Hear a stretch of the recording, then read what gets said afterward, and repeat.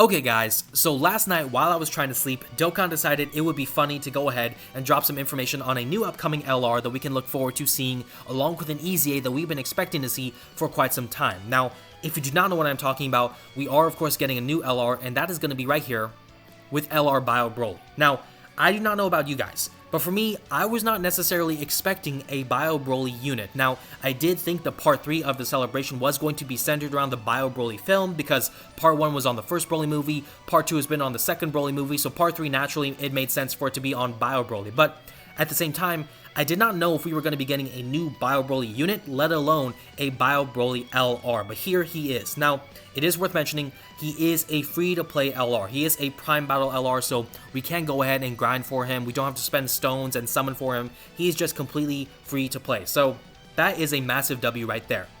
Now, of course, aside from him, I did mention we are getting a new EZA, and that is, of course, going to be going to the physical Dokkan Fest Goten and Trunks. Now, a lot of us have been expecting this unit to get an EZA for some time now. He's been over 3 years out now, so we have been expecting it for quite a while, but here he is finally getting an EZA, so we do have to go ahead and look at the EZA details as well. So what we're going to do in the vid today is pretty straightforward. We're going to go ahead and start off with the animations for the new Bio BROLY LR. We'll go ahead and look at Bio BROLY's kit, and then we'll move on to the EZA details right here for Goten and Trunks, and then kind of go forward from there. So first things first, let's go ahead now and look at the animations. Let me make sure the audio is good. Okay, perfect. Let's go ahead now and check out the animations for the new Prime Battle LR Bio BROLY. I am so hyped. Let's go ahead and check it out.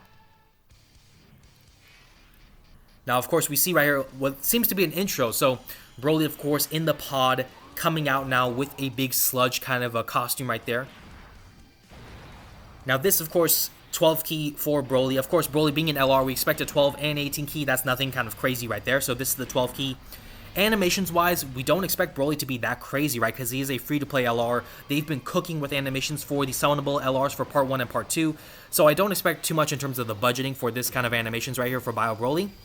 But still, I mean, he's looking pretty decent. Of course, the 18 key right here, that's looking pretty nice as well. With the whole eraser cannon and everything like that, I mean, it's looking really clean for a free-to-play LR. Let me preface it with that. Now, of course, OST change, whole kind of thing going here.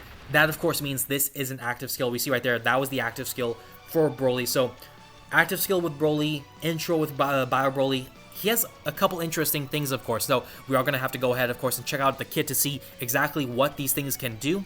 But let's go ahead, I guess, and get started with that after seeing those animations, which are pretty decent, I would say. But obviously, back to Bio BROLY, one thing worth mentioning, he is a physical type unit, so with his hidden potential system, he is going to have the free-to-play built-in additional kind of setup there, so that is going to be pretty nice, I would say, for him. But other than that, pretty straightforward in terms of what he has to offer, just as what we see right here. No standbys, no domains, no nothing like that. So, pretty simple there. Now, of course, in terms of his leader skill, so uncontrollable power, category Ki +4, HP, attack, and defense 150%. Now, I do kind of want to stop here and just talk about this because this is something that I really do like about Bio BROLY. Now, when we talk about the uncontrollable power category, this category was introduced during the Worldwide Celebration campaign, right? And there's only one unit currently who leads the category. That is, of course, the Part 2 LR into BROLY right here. So he is a summonable LR. You do kind of want to pull for him because he's the only one to lead the category for the time being, right? But now, with this whole with the whole Prime Battle LR Bio BROLY, he's going to be a free-to-play option to lead the category, which means he's like the second leader for this category. That's going to add a lot of value to him. That also means that it's not necessary now to summon for BROLY just because of him being the only leader for this category.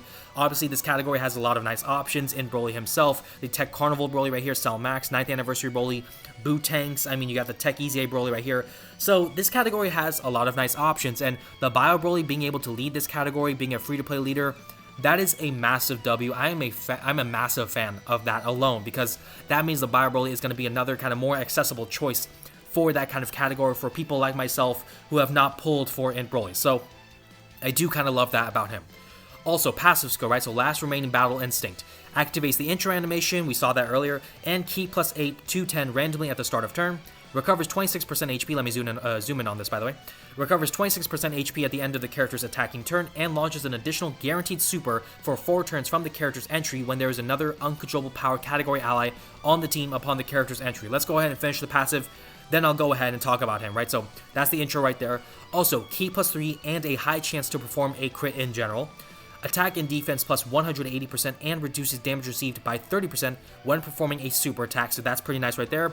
Reduces damage received by another 30% when all allies in the same turn are uncontrollable power category characters, and right here, plus an additional chance of performing a crit plus 6% up to 30%, and damage reduction increases by 6% up to 30% with each turn passing, and starting from the 7th turn from the character's entry, reduces damage received by 6%, so minus 6% right there to damage reduction, with each turn passing no more than 30%.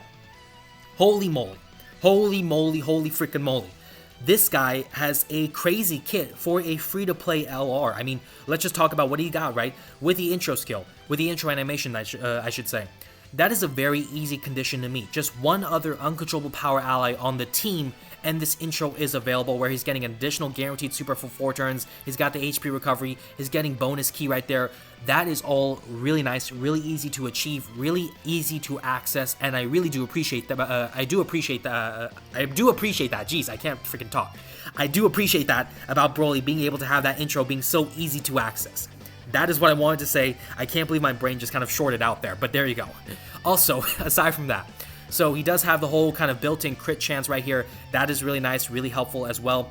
Also right here, 30% damage reduction right here, plus another 30%, plus up to potentially another 30% right here. That means BROLY, or BioBROLY I should say, he can get up to 90% damage reduction in his kit. Now, that is insane. I don't care who you are, you have to admit that is insane that a free-to-play LR, a Prime Battle LR, is getting 90% damage reduction as a potential kind of setup here for that unit. Now, of course, he will lose damage reduction eventually, but still, this brings it back down to 60%. So that is not the end of the world. Of course, he is getting that 180% to his stats when he does the super, so that is also going to be helpful for him as well.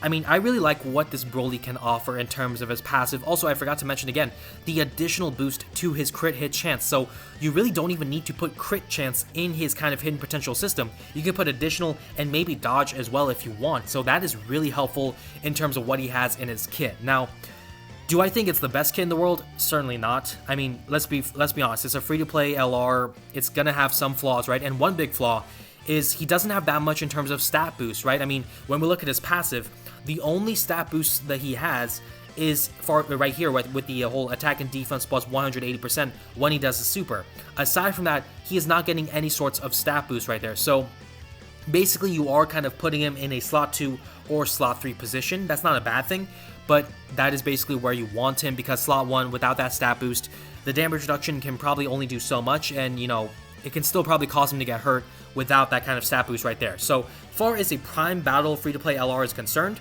he has a really nice passive skill. I really do like it. Obviously, the damage reduction is a massive W. All the crit chance that he's got built in, that's a massive W. I really do like how he's been designed. Now, of course, aside from that, there is one other thing to look at, and that's going to be right here with his active skill. So we see, of course, the active we saw earlier can be activated when all allies in the same turn are uncontrollable power category characters, starting from the 6th turn from the character's entry turn. Now, this is kind of like an annoying active skill condition with the uncontrollable power allies, plus the 6th turn from the character's entry, but still, it is available, of course, so we do appreciate an active skill on the free-to-play LR, of course. Also, with the active skill, what it does, right? Massively raises attack temporarily, causes ultimate damage to the enemy, guards all attacks, and directs enemy attacks towards the character for 1 turn. He has a taunt. A free-to-play Prime Battle LR has a taunt. That is insane. That is crazy.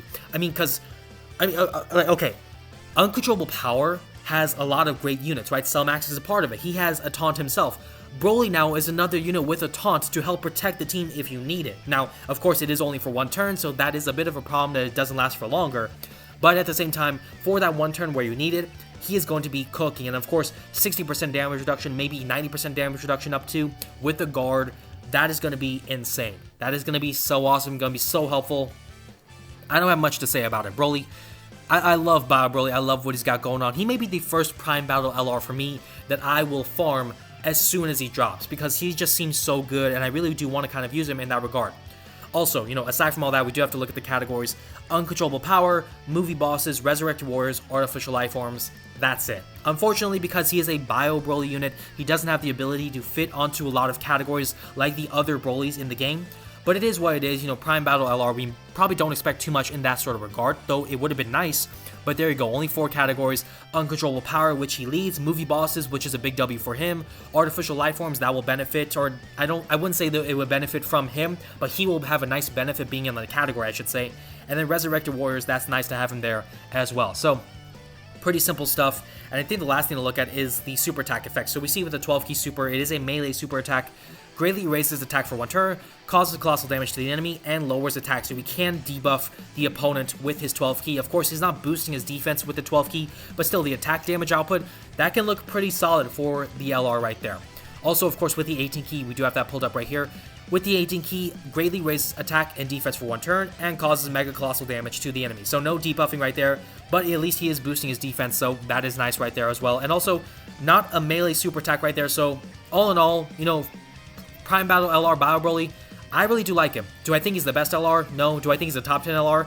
While I may want to say that just to troll, I don't think that's the case, but he is still pretty good, and I gotta give flowers where it's due because he is a pretty nicely designed free-to-play Prime Battle LR, and I'm sure a lot of people will enjoy having him on their accounts when they go ahead and grind for him and all that sort of stuff.